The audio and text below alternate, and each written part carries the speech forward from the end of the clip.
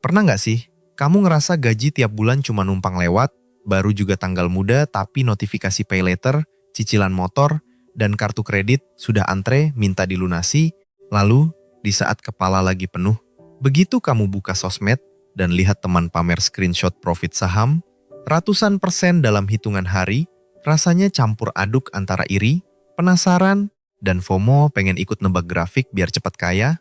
Halo Sobat Cerdas, selamat datang di Income Cerdas. Kali ini kita akan bahas saham gorengan versus saham fundamental. Pahami risikonya sebelum kamu nekat masuk.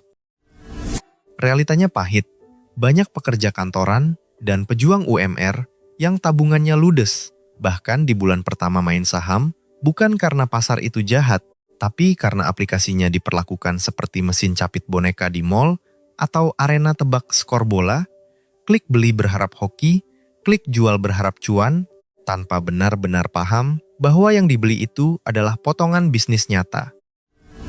Mindset yang bikin nyangkut biasanya sederhana tapi berbahaya. Kita melihat kode 4 huruf di layar, seolah itu angka togel yang bisa keluar kapan saja.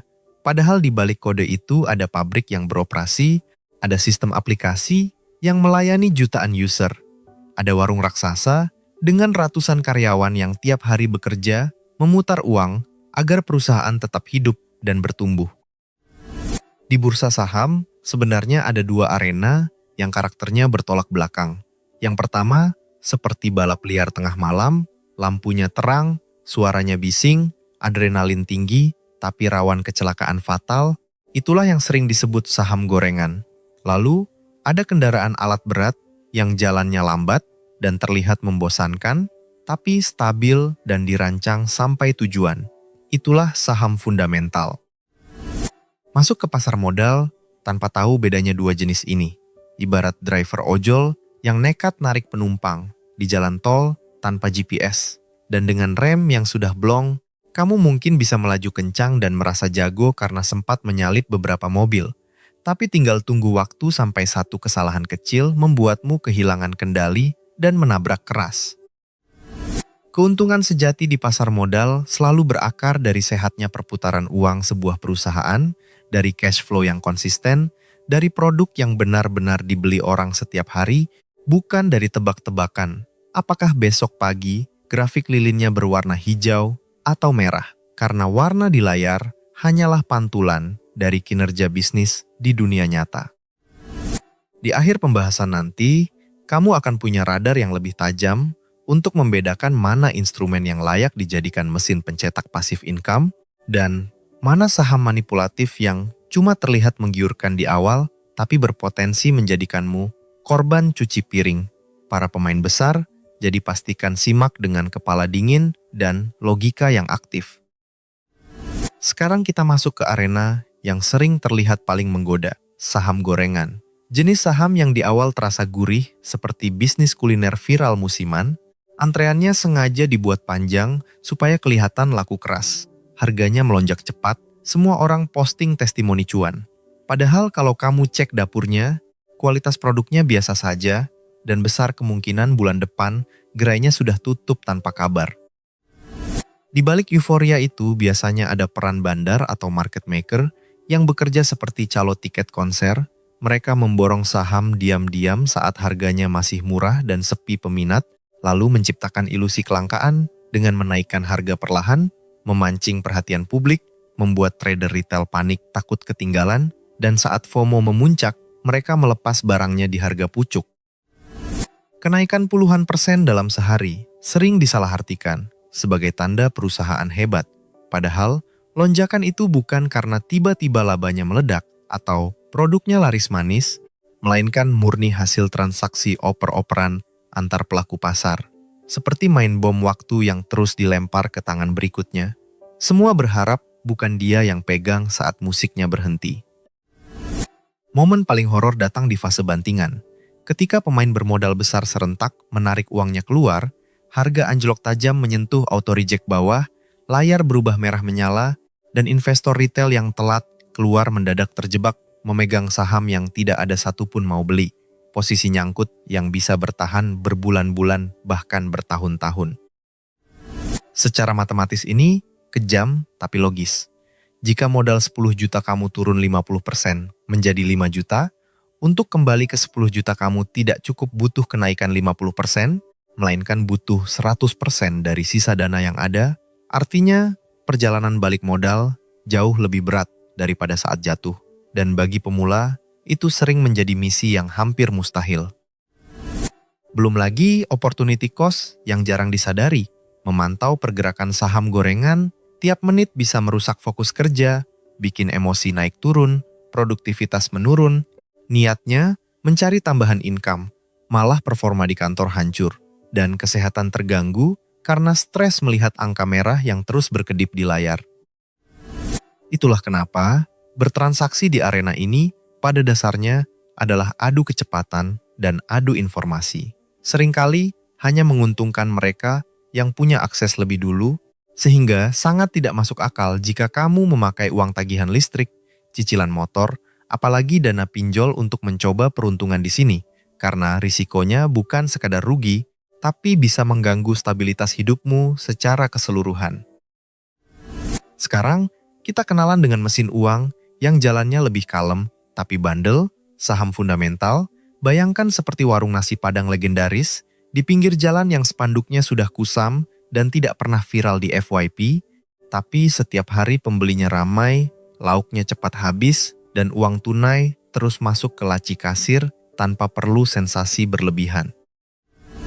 Ketika kamu membeli saham bank besar atau perusahaan provider internet, sebenarnya kamu sedang membeli sebagian kecil kepemilikan dari bisnis nyata yang produknya dipakai jutaan orang dari bangun tidur sampai tidur lagi, dari transfer gaji, bayar listrik, sampai beli kuota.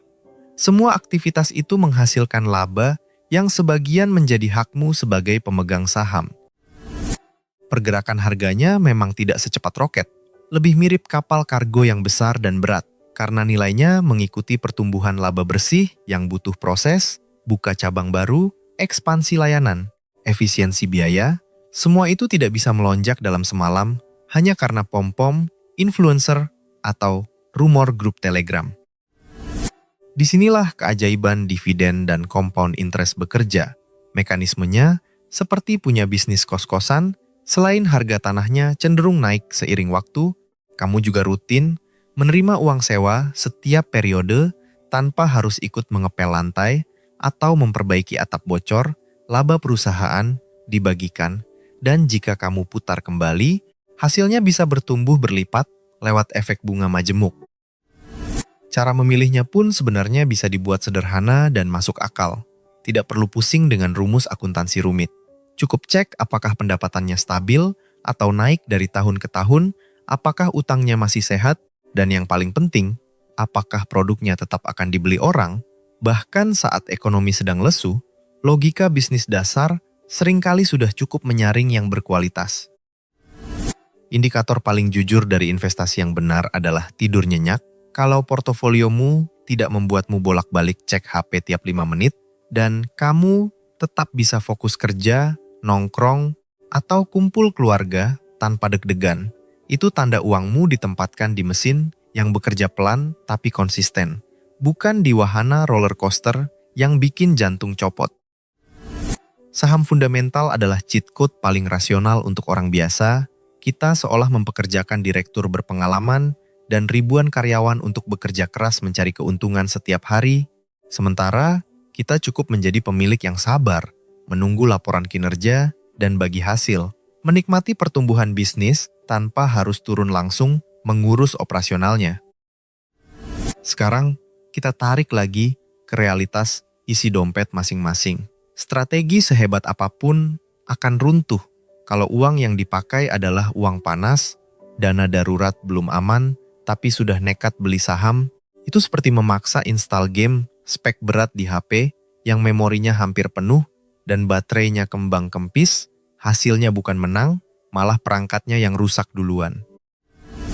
Mengatur portofolio bisa dianalogikan seperti menyusun formasi tim sepak bola. Kamu butuh back dan kiper yang kokoh supaya tidak kebobolan. Peran itu dipegang saham fundamental yang stabil dan punya kinerja jelas, sementara saham gorengan cukup jadi striker cadangan muda yang sesekali diturunkan untuk uji coba bukan dijadikan tulang punggung pertahanan. Secara taktis, alokasi yang waras bisa dimulai dengan menempatkan 80-90% dana investasi di saham fundamental sebagai pilar beton utama, lalu maksimal 10% saja.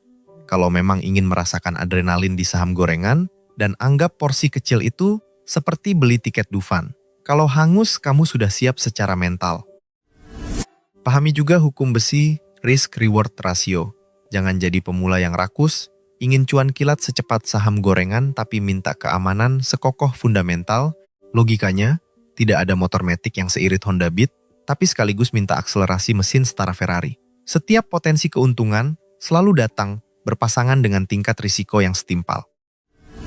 Kalaupun kamu masuk ke saham risiko tinggi, disiplin cut loss adalah harga mati. Ini bukan soal gengsi atau baper, melainkan keputusan rasional untuk menyelamatkan sisa modal, ibarat mengamputasi satu dahan pohon mangga yang busuk agar penyakitnya tidak menyebar dan merusak seluruh akar pohon keuanganmu. Soal penciptaan kekayaan, kunci utamanya bukan pada keberanian menebak saham, tetapi pada kemampuan menaikkan active income di dunia nyata, naik jabatan, buka usaha sampingan, atau meningkatkan skill supaya penghasilan bertambah, lalu surplusnya diparkir konsisten di aset berkualitas yang bekerja diam-diam membangun nilai. Tambahkan strategi dollar cost averaging, yaitu mencicil beli saham bagus setiap tanggal gajian tanpa peduli harga sedang naik atau turun. Persis seperti rutin bayar langganan aplikasi streaming tiap bulan, bedanya kali ini kamu sedang mencicil kepemilikan bisnis yang berpotensi membiayai kebebasan finansialmu di masa depan. Kalau kita bandingkan secara jujur, saham gorengan menawarkan sensasi jalan pintas yang terlihat glamor di awal, tapi sering dibayar dengan stres, rusaknya fokus kerja, dan potensi kebangkrutan, sementara saham fundamental mungkin terasa lambat dan membosankan, namun memberikan ketenangan dan peluang membangun mesin pencetak uang yang lebih masuk akal bagi mereka yang sabar mengikuti proses waktu. Sekarang coba lakukan langkah pertama yang sederhana tapi menohok, buka aplikasi sekuritasmu dan audit portofolio dengan kepala dingin, tanyakan pada diri sendiri, uang hasil keringat itu kamu titipkan ke perusahaan yang produknya jelas dipakai banyak orang dan laporan keuangannya transparan, atau ke warung gaib yang bahkan model bisnisnya saja sulit kamu jelaskan? Langkah kedua, mulai saring informasi yang masuk ke kepalamu. Unfollow akun atau grup yang isinya cuma pamer screenshot profit tanpa edukasi bisnis, latih mental untuk tidak mudah terpancing janji cuan cepat, dan berani membeli satu lot saham perusahaan besar, lalu mendiamkannya tanpa panik saat layar sesekali berwarna merah. Tanamkan mindset income growth yang anti halu. Kekayaan sejati jarang datang dari satu kali spekulasi yang kebetulan berhasil, melainkan dari kombinasi logika bisnis yang sehat, disiplin menyisihkan uang dingin, dan konsistensi jangka panjang. Waktu adalah sekutu paling kuat bagi investor yang sabar dan musuh bagi mereka yang tergesa-gesa. Perlu juga disadari, tidak sedikit figur publik yang terlihat mewah bukan karena jago menebak saham gorengan, melainkan karena mendapatkan komisi dari kelas trading, afiliasi, atau endorsement yang justru berasal dari kerugian para pengikutnya. Jadi, jangan mudah terhipnotis oleh tampilan luar yang belum tentu mencerminkan sumber kekayaannya. Kalau kamu pernah punya pengalaman pahit nyangkut di pucuk saham karena kemakan FOMO, jangan dipendam sendiri. Tulis di kolom komentar supaya jadi pelajaran bersama, karena cerita nyata seringkali lebih kuat membuka mata dibanding teori panjang yang hanya terdengar indah di telinga. Akhir kata, tetap waras dan gunakan logikamu sebelum mengeluarkan uang. Jangan biarkan emosi mengendalikan keputusan finansialmu. Klik like, subscribe, dan bagikan video ini ke grup WhatsApp keluarga atau teman kantor, supaya makin banyak yang terhindar dari jebakan pom-pom saham. Dan sampai jumpa di konten berikutnya. Salam income cerdas.